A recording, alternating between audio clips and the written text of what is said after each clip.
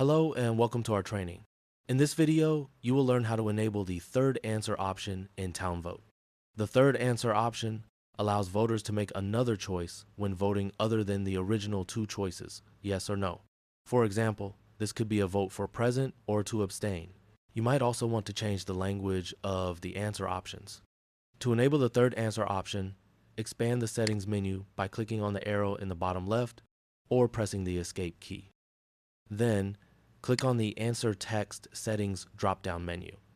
Here, you can see the Enable Third Answer toggle towards the bottom of the menu.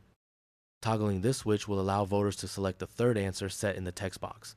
By default, the third answer is ABS for abstain, but the answers within each answer option text box may be edited to your preference.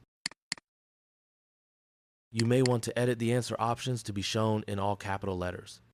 When you are finished, be sure to click the Save icon. Now, when I open up the vote, you can see that I may vote using the third answer option.